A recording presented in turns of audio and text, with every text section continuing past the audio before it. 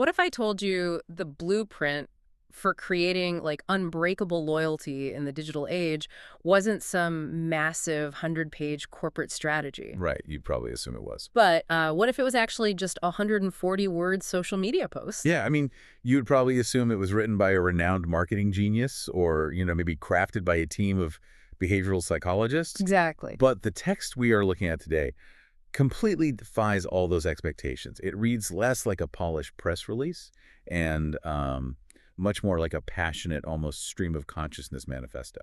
Welcome to the deep dive. We're doing something highly focused with you today. Instead of, summarizing a thick textbook or a stack of academic research, our source material is incredibly brief. It really is. It's an excerpt from a post titled Unity and Vision in the Digital Global Mission, authored by a man named Murugesh Iyer from India. Right. And our mission today is to take this single, really dense message and completely deconstruct it. We want to understand the anatomy of modern digital community building. Because in just a few sentences, this text masterfully weaves together, like the psychology of leadership, completely non-traditional business values, and cutting-edge technology. Yeah, it's wild. It serves as a perfect microcosm for how intense online communities are forged. The listener is likely already familiar with the broad strokes of how hype cycles or, digital personality cults operate on the internet. Sure, we all see them. But what we are going to explore is not that these communities exist, but how masterfully this specific brief text executes that playbook using very precise rhetorical levers. Okay, let's unpack this. I want to look at the very first lines of the source. It begins with a simple, good evening all, but then it immediately hits you with this sentence. Success, happiness comes from the positive words confirmed and official updates always, which we saw yesterday, all across the world. What's fascinating here is the sheer density of the psychology packed into that one opening thought. I mean, look at the bizarre juxtaposition of the language. Yeah. On one hand, you have a phrase like confirmed and official updates that is highly bureaucratic. It's almost administrative phrasing, right? It sounds like something you wait for from a government agency. Exactly, or a bank manager. Yet, the author ties that bureaucratic certainty directly to success, happiness. And notice how success and happiness are just shoved right up against each other without a conjunction. Yes. It isn't success and happiness. It reads like a branded state of being. Success, happiness becomes this unified emotional end goal. And the text makes the bold claim that this ultimate emotional state is unlocked exclusively by official updates. Right. Let me push back on this, though. Is relying on someone else's official updates for your own internal success, happiness a sign of a completely passive community? Interesting point. Like, are these people just sitting around a digital campfire waiting to be fed news? Or is this actually the mark of a highly coordinated global movement? Well, take that a step further, though. Yeah. Passive implies they are disengaged.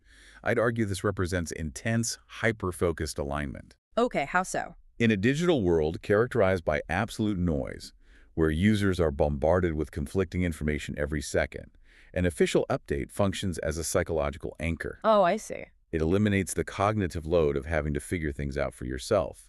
The text goes on to describe a community that is united, supportive globally for the good cause amongst all across the world.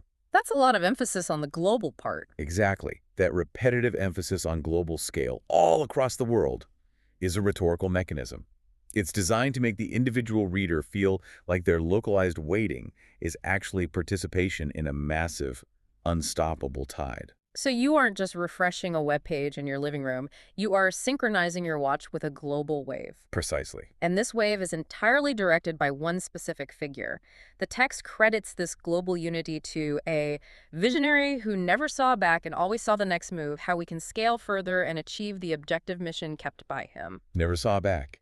I mean, that specific phrasing is the hallmark of disruption-focused leadership rhetoric. Yeah, it's very deliberate. It intentionally paints a picture of a leader who is unburdened by past failures or historical constraints. The visionary only sees the next move.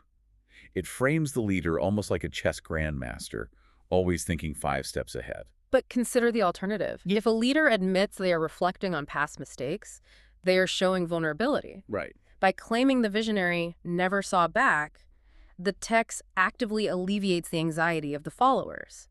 If the person at the wheel is always seeing the next move to scale further, The community doesn't have to worry about navigating the ship. They just have to remain united, Exactly, and await the official updates. It's an extraordinary outsourcing of critical thinking. which naturally forces us to ask what exactly they are driving toward. Right. We have an unhesitating leader and a synchronized global following.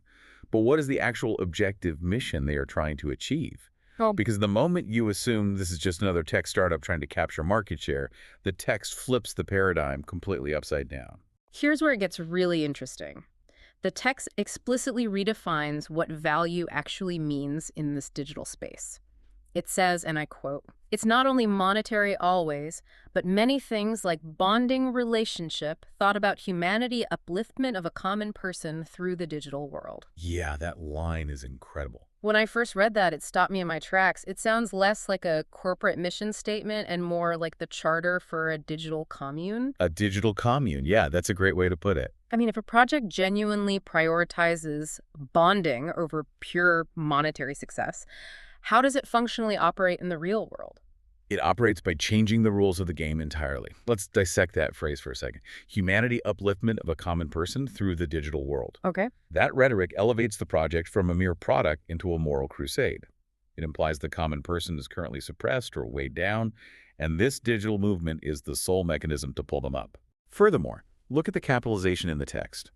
Capitalizing relationship and world. It takes everyday nouns and transforms them into sacred pillars of the community.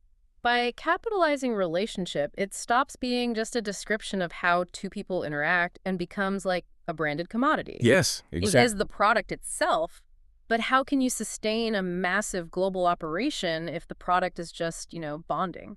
This raises an important question. How is success actually measured in an environment that rejects monetary value? Right. MURUGESH Iyer answers that by following his lofty goal with a truly startling admission. He writes, "It's a big thought, which has never done any business as of today." Wait, really? In any conventional corporate setting, admitting that you have never done any business as of today would be a catastrophic red flag. Oh, absolutely. That is the kind of detail a company buries in the footnotes of a Friday afternoon press release. Like- But here, the author is presenting it proudly. It is showcased right in the middle of the text. Because it is weaponized as proof of their revolutionary purity. The underlying logic is brilliant in its insulation. Of course, it hasn't done any traditional business because traditional business is dirty. Traditional business is purely monetary. I see. What this visionary is attempting, global bonding and humanity upliftment, is so unprecedented that it simply defies traditional economic metrics. It's like playing a game of chess, realizing you're losing badly on the board, and suddenly declaring that the real winner is whoever makes the prettiest pattern with the remaining pieces. That is a perfect analogy. By redefining the win state, you make the movement essentially bulletproof to standard criticism. If an outsider points out that the organization isn't generating revenue, the community can instinctively respond, "You just don't understand the vision." We aren't trying to make money. Right. We are focused on humanity upliftment. And that shared defense mechanism deepens the loyalty of the followers exponentially. When you convince people they are part of a big thought that transcends mere commerce, you are offering them profound meaning. And people are desperate for that. Yeah, exactly. In a highly commodified, often isolating modern world, offering genuine meaning in a capitalized relationship is a far more potent value proposition than offering a dividend check. But rhetoric, no matter how bulletproof, eventually demands a mechanism. We have this unprecedented goal of uplifting humanity. We have a visionary leader who never looks back. Right. But if the goal is this massive, how is this community actually planning to execute it? To find the how, we have to examine the strategic promises and the specific digital clues left at the very end of the text. Because the mechanics of the movement are where the philosophical rubber has to hit the digital road. The text shifts abruptly from the grand vision of humanity down to the immediate practical horizon. The author writes, "Our visionary is doing, and definitely we are all winners along with him in the coming days. The important part is the strategy planning to make happen is on the top agenda, which will be definitely achieved in the coming days." Let's look at the phrasing there. Notice the heavy reliance on the future tense there. Coming days is repeated twice in rapid succession. And the actual mechanics of the movement are still firmly in the strategy planning phase. It is on the top agenda. This brings us to the psychology of perpetual anticipation. Oh, this is fascinating. Why does the text lean so heavily on coming days? Because in vaporware communities, the promise of the reward is often psychologically more powerful than the reward itself. Really? Yeah, I mean, a delivered product is subject to reality. It can have bugs, it can fail to meet expectations, it can be disappointing. But a product that is in the strategy planning phase is perfect. It remains a flawless vessel for the community's hopes. It feels like standing at a massive construction site, looking at spectacular, glossy blueprints of a digital skyscraper right before the first drop of concrete is actually poured. Right. The excitement is palpable, the community is gathered around the blueprints pointing at how tall the building will be, but the structure exists entirely in the realm of future potential. And by keeping the strategy on the top agenda, the text creates an engine that drives continuous engagement. It keeps the community hooked, waiting for that next hit of official updates to confirm that the future has finally arrived. That makes so much sense. Also notice the democratization of the future victory. We're all winners along with him. The visionary isn't going to the top alone.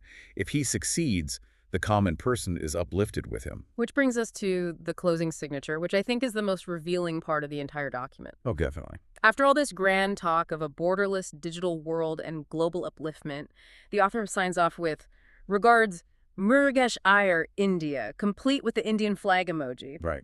It firmly anchors this sweeping, borderless philosophy into a very specific physical nation.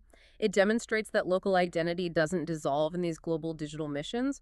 Rather, it lends authenticity to the global claim. It grounds it. Exactly. But right below that flag, we get the absolute bedrock of the modern internet, the hashtags. The hashtags are the actual architectural scaffolding of this digital movement. Yeah. I mean, the philosophy we just discussed creates the feeling of the room, but the hashtags build the wall. Let's read them. We have hashtag victory with Ash, hashtag AI, hashtag Ashmufare, and hashtag victory with Ash John White. Right. Why append these specific mechanical tags to such a deeply emotional philosophical post? If we connect this to the bigger picture, we see the exact mechanism of how algorithms are manipulated to forge a reality. Yeah. Let's isolate hashtag AI artificial intelligence. Okay. The author spent 130 words talking about humanity upliftment without ever explaining the tool that would actually achieve it. Placing that single hashtag at the bottom acts as the presumed technological engine for the entire utopian vision. It is brilliant in its efficiency. They don't need to explain intricate coding, software architecture, or server loads in the post itself. No, not at all. Simply dropping the hashtag AI signals to the reader that the most advanced technology in human history is powering their bonding relationship. But the mechanism goes deeper than just signaling the reader. It is about signaling the platform's recommendation engine. AI alone is a cold, impersonal concept. Right. That is why it is immediately flanked by personal identifiers, hashtag Ashmufare and hashtag Victory with Ash John White. These names act as the personal anchors for the community's trust. You cannot easily form a bond with a neural network. You need a human face. You need the visionary. So by combining them, what exactly is happening behind the scenes? When you group hashtag AI with hashtag Ashmufare, you are doing more than just describing the post. You are actively training the social media platform's algorithm. Wow. You are creating a mathematical association between a specific human being and the broader macro trend of cutting-edge technology. When users search for AI innovations, the algorithm, having been trained by thousands of these similarly tagged posts, begins to serve up this specific leader. It artificially equates the individual with the technology. It is a masterclass in digital shorthand. Those 4 hashtags are the functional code of the movement. You have the human leaders, you have the technological tool, and you have the ultimate promised outcome victory. Exact. You could read just those tags and understand the exact structure of the group, even without reading the preceding 140 words. And that is how echo chambers are constructed. The hashtags ensure this post is grouped with thousands of others using the exact same tags, creating that very global unity the text celebrates. Yeah, that makes sense. The users see an endless feed of success happiness, confirming their belief that they are part of an unstoppable wave, completely insulated from outside metrics. So what does this all mean? We have taken this brief, passionate post from Murugesh Iyer and put its rhetoric under the microscope. And what we found is not just a casual daily update, but a highly sophisticated piece of digital community building. It really is. It masterfully weaves together 3 distinct threads to create unbreakable loyalty. First, it utilizes the psychological appeal of a forward-looking visionary whose official updates pacify the anxiety of the crowd. Right. Second, it implements a bulletproof defense mechanism by redefining success, prioritizing human bonding and the upliftment of the common person over traditional measurable profit.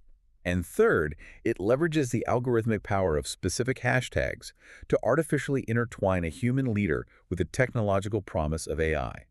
It demonstrates that in the modern digital landscape, people are rarely looking just to buy a product. No, they're looking for more. They are desperately looking for a narrative to inhabit. They want to be part of a good cause that shields them from the complexities of the real world. This text succeeds entirely because it offers a crystal clear identity. You are part of a global movement, you are led by an infallible visionary, and you are using cutting-edge technology to uplift humanity. And it is vital to remember why this matters to you as you navigate the web. Whether you are analyzing the hype around a new tech startup, watching a social movement gain traction online, or just participating in your own niche communities, this text serves as a brilliant, functional blueprint. It really does. It shows exactly how modern digital groups forge intense loyalty.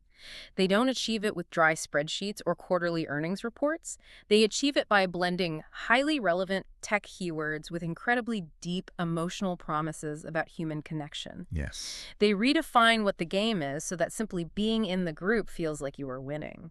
The mechanics we have unpacked today, like the reliance on perpetual future promises, the strategic elevation of the leader, the aggressive rejection of traditional metrics, and the algorithmic manipulation of hashtags, these are the tools of modern digital persuasion. Absolutely. Recognizing how this language functions mechanically is essential, because once you understand the formula, you will start seeing this exact rhetoric everywhere. It really is hiding in plain sight on every feed. Before we wrap up today's deep dive, I want to leave you with one final thought based on the very last line of the source text. Okay. MURUGESH IYER signs off by wishing everyone a great day, and he tells the reader to enjoy every moment of reaching success destinations what was thought of. That's a nice thought. It is a beautiful, if slightly grammatically tangled sentiment, but it sparks a truly fascinating question about the nature of these groups. If the true stated value of this digital mission is the capitalized relationship and the bonding formed along the way, Right. if the core activity is simply experiencing global unity while waiting together for the coming days, is the actual success destination just the creation of the community itself? That's a great point. Maybe there is no final technological milestone to be reached. Maybe in these digital movements, the perpetual journey, the bonding, the anticipation, the shared identity against the outside world is actually the destination all along. Think about that the next time you log on.